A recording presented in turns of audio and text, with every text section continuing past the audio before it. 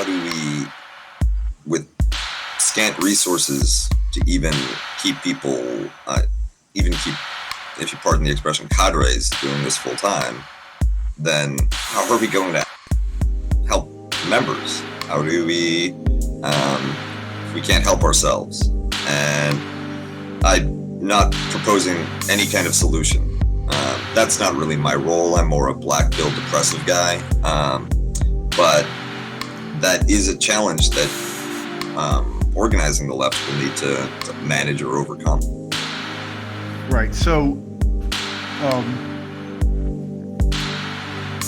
in a way, I think that, neoliberalism is the capitalism that the new left built.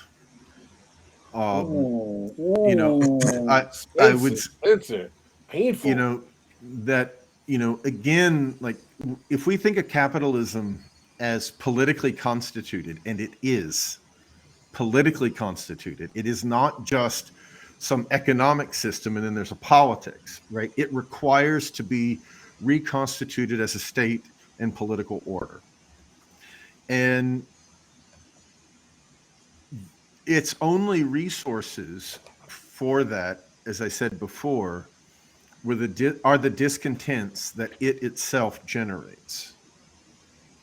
And the discontent that mid-century capitalism, Fordist capitalism, produced is the new left.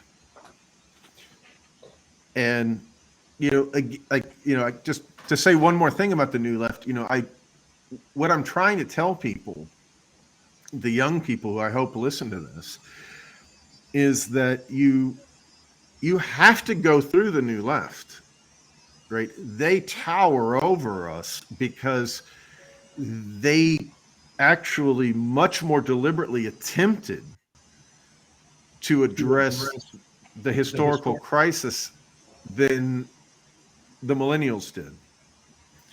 And so the way that we think about the history of the left, the way that we think about Karl Marx, the way that we think about Hegel, the way that we think about Fanon, it's all shaped by those intellectuals of the 60s and 70s. If you see a book on Marx from 72 and you see a book on Marx from 2022, read the one from 72. It's going to be better, except for mine. Almost in, and that's very generally the case. You can learn a lot from that leftist generation, but their ideas, their revolution exhausted itself into neoliberalism. Neoliberalism brought, there's no denying it, tens of millions, hundreds of millions of people of color, of women, into the labor market or into sectors of the labor market where they had never been well represented before. Right? It's not just that, like, it was an attack on unions, an attack on the working class, and a counter-revolution. The attack on unions that we think about in connection with Reagan and Thatcher was connected to the overcoming of racism and of sexism. There's no doubt about it, right? That's where the left and neoliberalism are dovetailing, right? The organized working class couldn't manage its own growth and survival and development as a force in the absorption of the massive absorption into the labor force that American society, for instance, witnessed in the 1970s and 80s and beyond. Now, what I'm trying to, what's hovering over this conversation is that neoliberalism is now like way down the road of crisis, right? Way down the road of crisis. We have difficulty designating what post-neoliberalism is because it's so hard to see ourselves in the creation of history, right? So it just feels like a kind of a unfolding of the crisis of neoliberalism that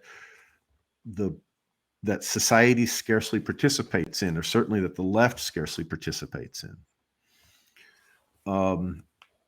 And in that sense, the world, it's very hard to recognize like what we're entering into. But, we do know that, things like Trump, the crisis of the party political system, Trump and Sanders in 2016, are clearly, late expressions or late symptoms of a deeper social crisis that's been going on for at least since the 2008 financial crisis, but I would argue even before that.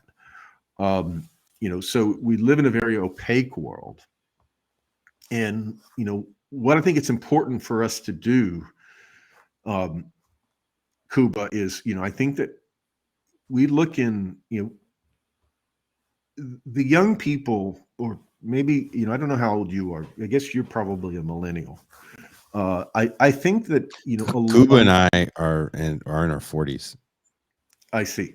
Right. So what we're looking at with like 35-year-olds, like it is, really the millennials as a whole. And I think that the younger people are participating in it, Gen Z or Zoomers. It's a lot of cynicism and demoralization and depoliticization.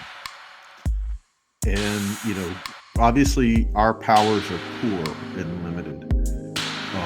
But, to the extent that, what we're trying to do is educate young people who presumably listen, I think giving them a critical, a critical, historically informed take on like, look, this is what we're going through, rather than telling them, a Sunday school story about how, the lion is lying down with the lamb, everything's, Biden's in power, and, soon we're going to build back better. I think that a lot of young people in the last 20 years, at least for a moment, like they heard that call, that dreadful call of freedom in themselves, right?